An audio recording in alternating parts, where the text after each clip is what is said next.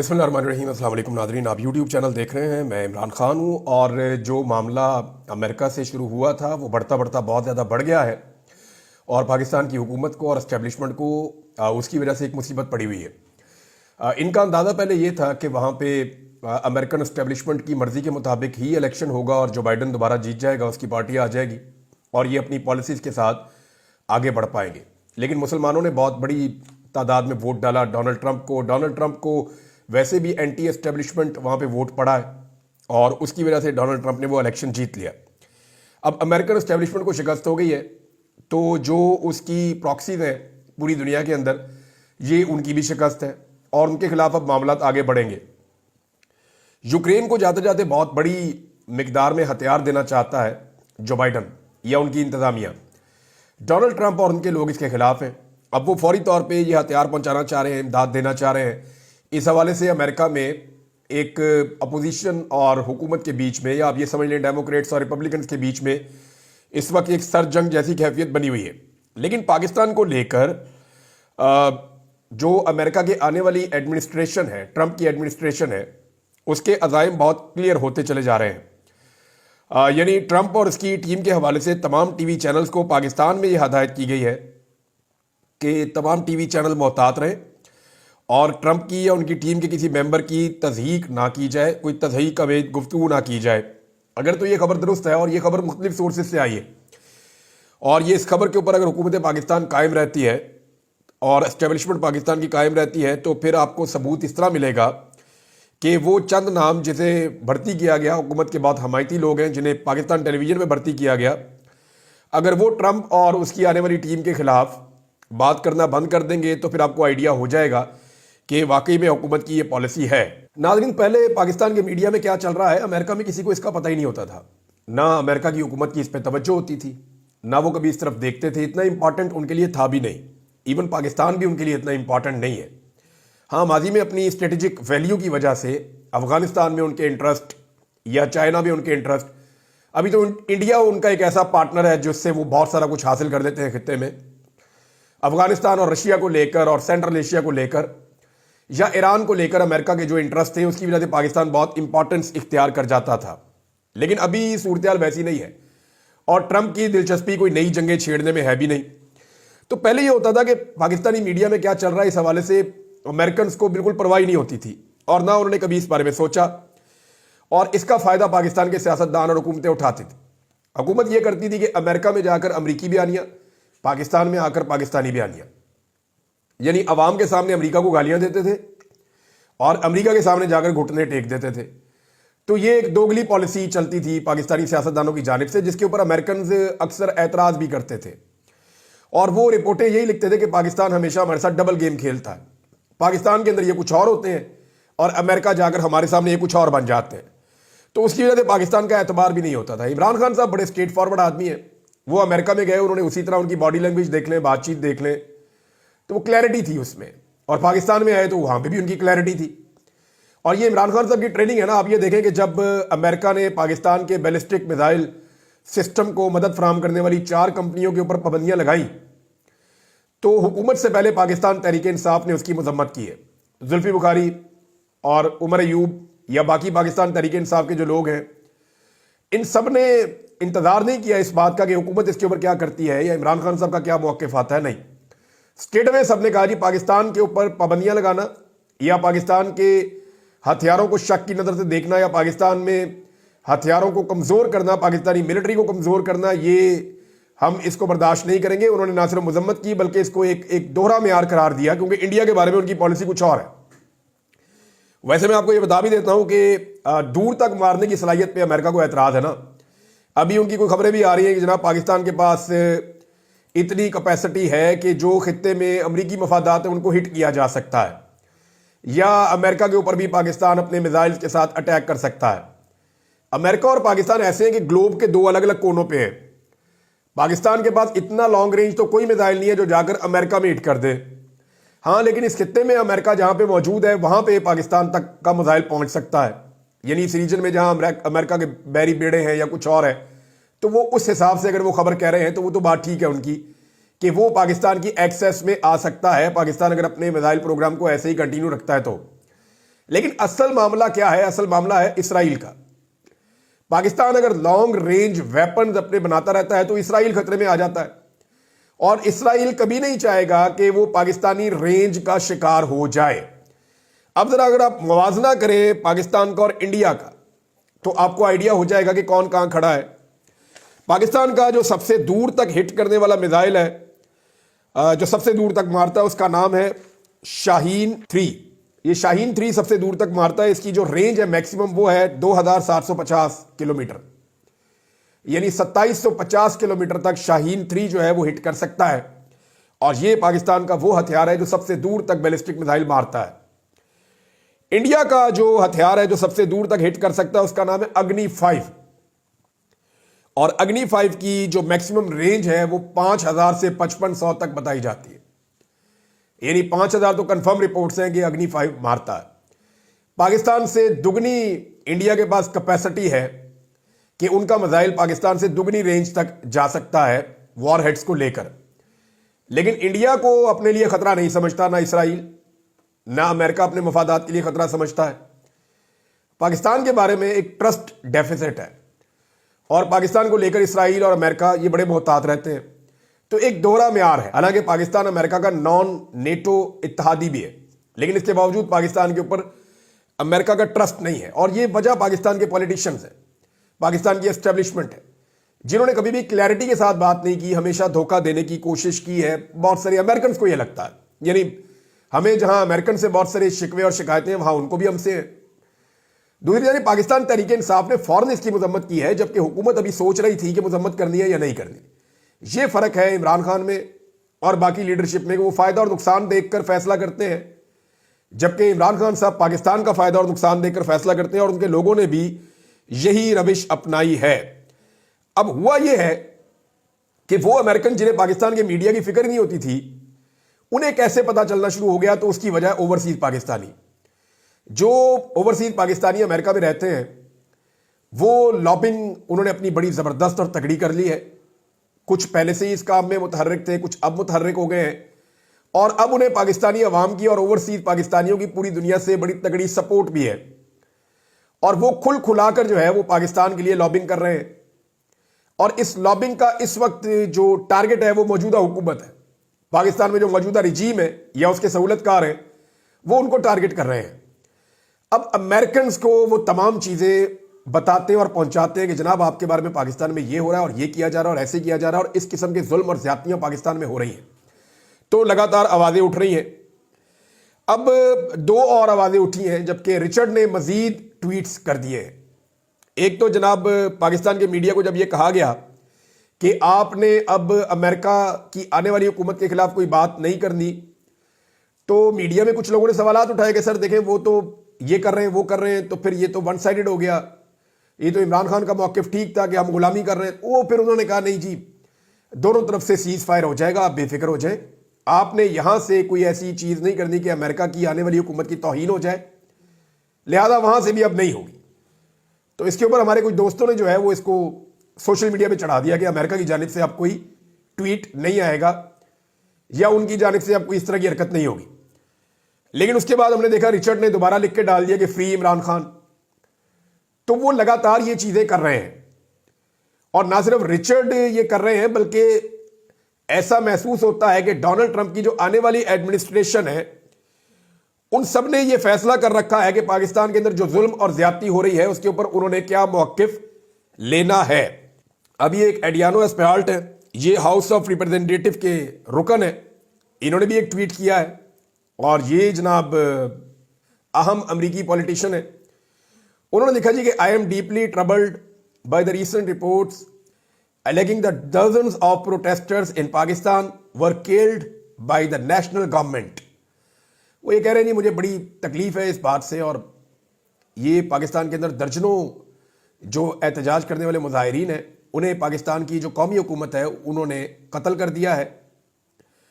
اور اس کے اوپر انہوں نے یہ کہا جی کہ اس کو کور اپ بھی کیا گیا ہے اس ظالمانہ قدم کو, اور ساتھ ہی انہوں نے اس بات کے اوپر زور دیا کہ اسٹیٹ ڈپارٹمنٹ کو ان الزامات کے حوالے سے ایک صاف ستھری تحقیقات جو ہے وہ کروانی چاہیے.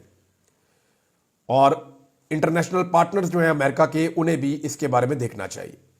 तो जनाब, एक तो ये स्टेटमेंट और आ गया। मजीद रोजाना कोई ना कोई नया बंदा बोलता है जो डोनाल्ड ट्रंप की टीम का हिस्सा है। जॉर्ज गलोवे का बरतानिया में सियासतदान भी है, रॉयटर भी है, इनका भी स्टेटमेंट आ गया है पाकिस्तान के हवाले से। उन्होंने भी कहा free Imran Khan and all political prisoners in Pakistan. ये उन्होंने भी जनाब ट्वीट कर दिया है और लगातार रीट्वीट हो रहे हैं। 10-10 हज़ार, 20-20 हज़ार इनको रीट्वीट्स मिल रहे हैं। इनकी रीच बहुत ज्यादा लगातार बढ़ती चली जा रही है।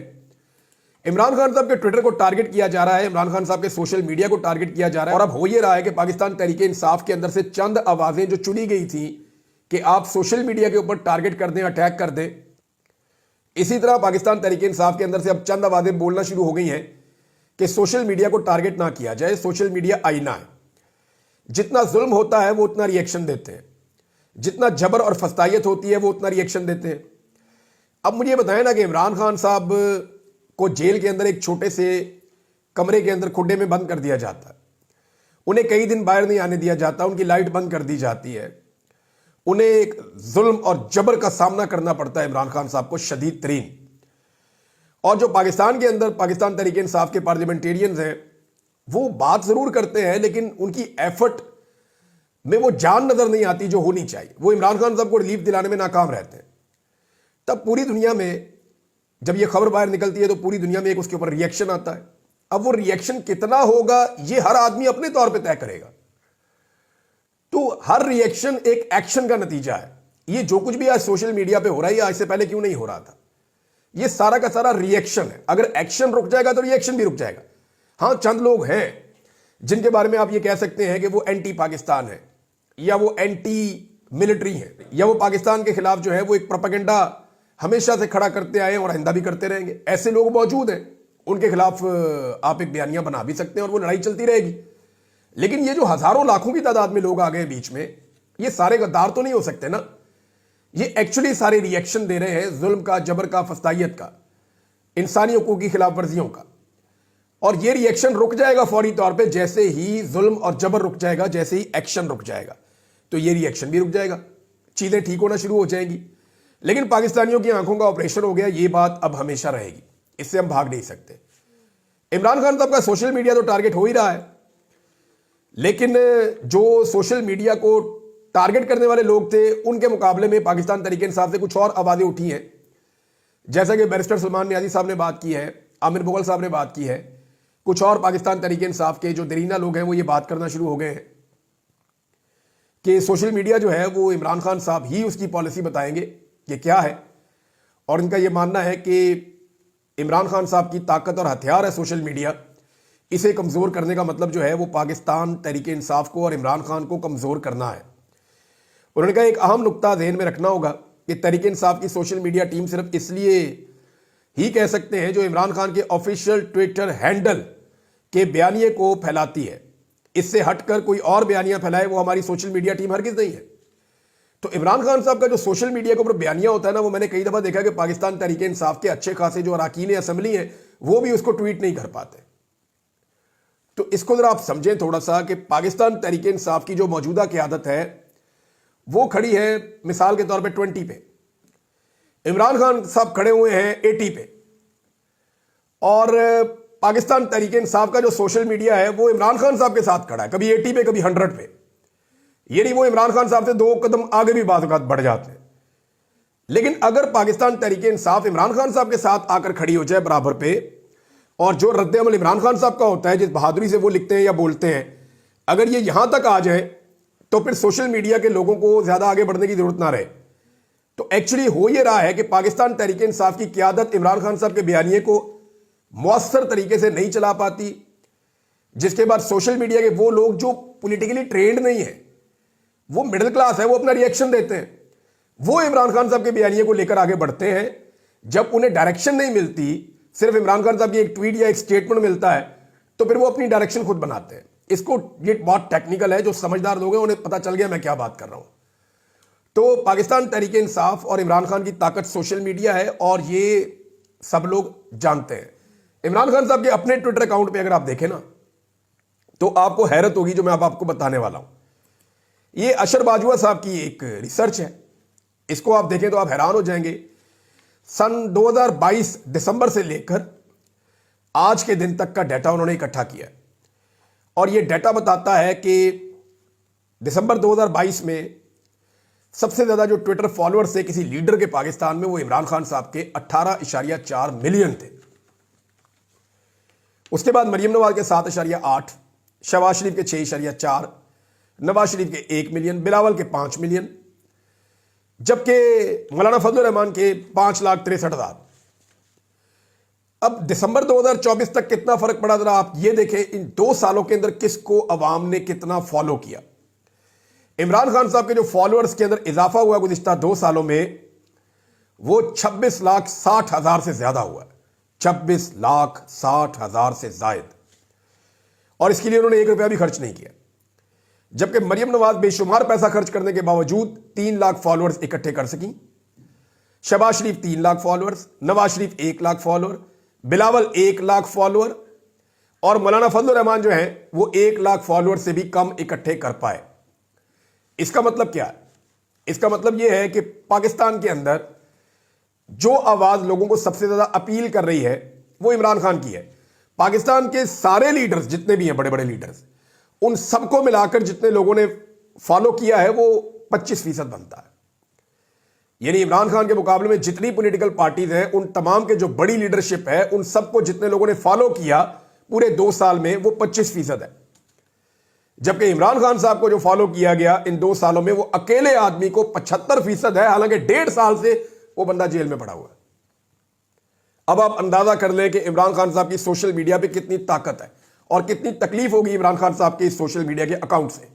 नाज़रीन, अमेरिका के हवाले से एक बात मैं आपको कर दूं कि अमेरिका की जो आने वाली एडमिनिस्ट्रेशन है ना, उसमें एक सोच डेवलप हो चुकी है और एक ट्रेंड उनके अंदर यह बन चुका है कि पाकिस्तान में जुल्म और ज्यादती हो रही है और उस जुल्म और ज्यादती को रुकना चाहिए। अब पाकिस्तान की एस्टेब्लिशमेंट और पाकिस्तान की हुकूमत के लिए यह बहुत मुश्किल होगा। इन्हें बहुत जल्दी ये फैसला करना पड़ेगा कि अमेरिका से टक्कर लेनी है, उनके साथ जंग करनी है, लड़ाई करनी है और उनके साथ एक नई लड़ाई में जाना है, या फिर इन्होंने पाकिस्तान में जो है वो ये 2 नंबरी और फ्रॉड बंद करना है जो बाइडन हुकूमत के साथ मिलकर इन्होंने शुरू किया था। जो बाइडन एडमिनिस्ट्रेशन जो थी, उन्होंने इनको खुली छूट दी है और फिर रिजीम चेंज ऑपरेशन के बाद से लेकर अब तक जो कुछ भी हुआ उसमें इनको मुकम्मल सहूलतकारी मिली है। अब यह सहूलतकारी ठीक 1 महीने बाद बंद होने वाली है। तो क्या इसी पॉलिसी पर चलना है या अपनी पॉलिसी इन्होंने तब्दील करनी है? यह एक बड़ा अहम फैसला इनको करना पड़ेगा, क्योंकि डोनाल्ड ट्रंप और उनकी टीम तो ऐसा लगता है कि अपना फैसला कर चुकी है और वहां यह ट्रेंड बन चुका है कि पाकिस्तान में इमरान खान के साथ जो हो रहा है वो जुल्म है, मुल्क में होने वाली इंसानी हकूक की खिलाफ वर्जियां, डी चौक का कत्लेआम, ये सारी चीजें। और आने वाले दिनों में अमेरिका में, बरतानिया में और कनाडा में, इन 3 अहम मुल्कों में डी चौक के अंदर होने वाले कत्लेआम को लेकर बड़ी ही इंपॉर्टेंट डेवलपमेंट होने वाली है और यह डेवलपमेंट होगी क्रिसमस की छुट्टियों के बाद, डोनाल्ड ट्रंप के सदर बनने से पहले। ये मैं आपको बता रहा हूं और बहुत क्लियर खबर है ये, और ये आप होता हुआ देखेंगे, उस वक्त मैं आपको याद दिलाऊंगा। एक और खबर है नाज़रीन, वो ये है कि पाकिस्तान में जो सफेद इमारत है इस्लामाबाद में, उसके अंदर से कुछ आवाजें उठी हैं, लेकिन इन आवाज़ों का क्या कोई फ़ायदा है? यानी 3 जज साहिबान हैं जिन्होंने बात की, जमाल मंदोखेल साहब ने, अतर मुल्ला साहब ने और शहजाद खान साहब ने, और ऐसा लगता है कि अदलिया भी भरी हुई है, लेकिन फ़ायदा कोई नहीं, क्योंकि 26वीं आईनी तरमीम के नतीजे में अदलिया को पूरी तरह कंट्रोल कर लिया गया है। अपनी मर्जी के जजों का बेंच बना लिया गया है, उस बेंच के ज़रिए से अपनी मर्जी के फैसले लिए जाएंगे। बाकी अदलिया के इख्तियारात जो हैं वो बहुत कम कर दिए गए हैं और अदलिया के अंदर जजों की तैनातियों और अहम फैसलों के हवाले से पार्लियामेंटेरियंस को ज़्यादा इख्तियारात दे दिए गए हैं। और एक बैलेंस जो हमेशा हुआ करता था कि जजेस फैसले करते थे कि अदलिया कैसे चलेगी, वो फैसले अब जजेस नहीं कर पाएंगे, वो फैसले अवामी नुमाइंदगान करना शुरू कर देंगे। यानी वही अब जजों की तकरीरें और बाकी सारे मामलात पर हावी रहेंगे। यानी जिनके खिलाफ केसेस होते हैं वही बताएंगे जनाब जज किसको रखना और किसको नहीं रखना, और जजेस वफादारी की बुनियाद के ऊपर रखे जाएंगे। जजेस ओबीडियंस, इस बुनियाद पर कौन सा जज किस सियासी जमात से कितना वफादार है, इसकी बुनियाद के ऊपर जजों की तकरीरें अब ऐसे हुआ करेंगी जैसे अपने बंदे लगवाने हैं तो अपने जज लगवाने, ये चीजें होंगी। तो अदलिया का तो सत्यानाश हो गया, उसके बाद ये आवाजें उठने का फायदा क्या है?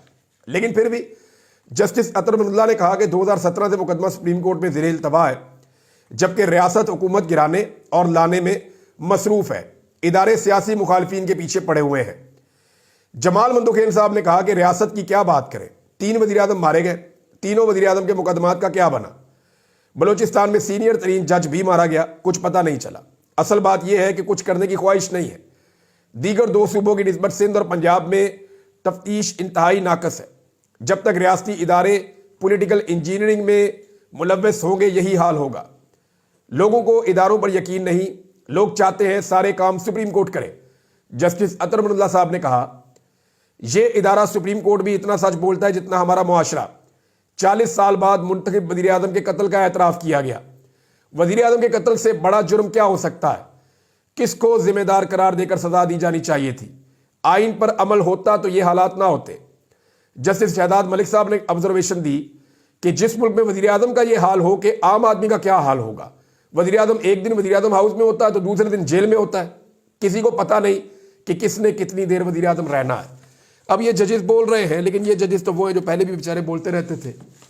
लेकिन अदलिया पे जैसा कंट्रोल इस हुकूमत ने किया है सहूलतकारी के नतीजे में, एमएनएस को अगवा करके पकड़ के इसको मार, उसको चुक, उसके बच्चे उठा, उसकी बीवी उठा, उसकी बहू उठा, ये जो इन्होंने किया है, अदलिया भी अब पाकिस्तान में टुथलेस है और इंसाफ जो है उसकी कोई उम्मीद बाकी नहीं है। अगर इंसाफ चाहिए तो अदलिया को आज़ाद होना होगा। क्या ये अदलिया आज़ाद हो पाएगी? उसी के लिए सब कोशिश कर रहे हैं। अब तक के लिए इतने, अपना ख्याल रखिएगा, अपने इस चैनल का भी। अल्लाह हाफ़िज़।